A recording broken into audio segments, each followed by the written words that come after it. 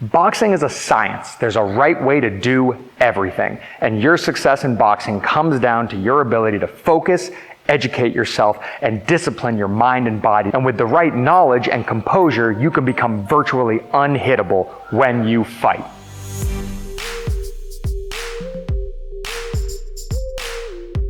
Helping us with today's lesson is multiple-time Tri-State Golden Glove champion, Tristan Harvey. What do coaches mean when they say that boxing is defensively weighted?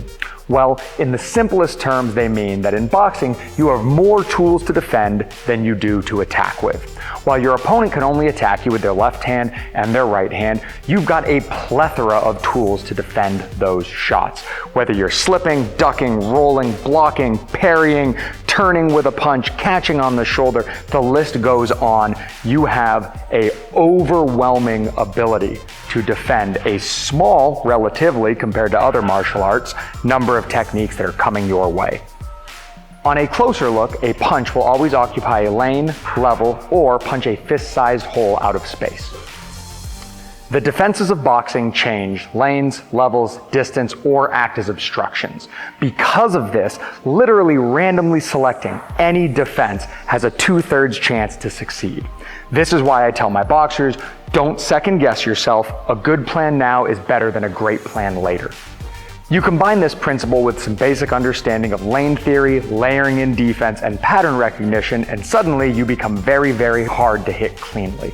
Boxing is a perfect closed system. If you're not attacking, then you shouldn't be getting hit. And if you are, it's because you're making mistakes, and you need to have an extreme level of accountability for those errors. At any given moment, your footwork, head movement, and guard are all working together to keep you safe. This is what it means to layer in your defense. You have something to protect you if plan A fails.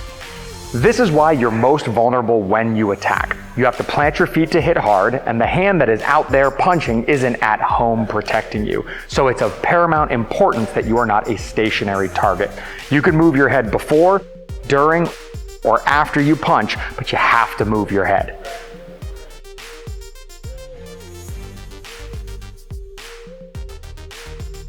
As our feet and head move, our guard must move and adjust as well to deal with the most pressing threat from different positions. It's called the guard because it guards you from attacks coming from your opponent.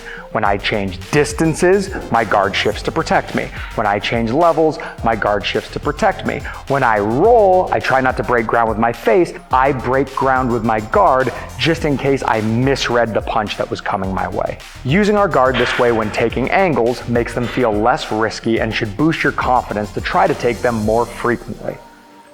When drop stepping to an angle, my guard should be held tightly up against my forehead, anticipating catching the uppercut. Even though I'm hoping to get under the hook or the straight, I need to take precautions to keep myself safe. If it's a hook or a straight, this is what I wanted. I drop step under it, I don't get touched, and I create a nice breakaway moment. If it's a body shot, I step inside of it, and it'll hit me on my back, and I won't take damage. And if it is the uppercut, I'm not leading face first into this shot. This catches on my gloves, and it might knock me back onto the line, but I don't take damage, and I live to fight in another exchange. If you've learned something or you're having a good time watching this video, make sure to leave us a like so we can continue to grow our community and reach more subscribers like you. Slipping to angles is a little more complex, but the concept is the same. The answer here isn't to keep both of your hands up, however, because this makes the silhouette of your head fat and wide, which means you have to slip farther to clear a shot, or risk that punch catching on your near side arm and pulling your guard out of position. It also means that when you step to that angle, you can't see, which leaves you vulnerable.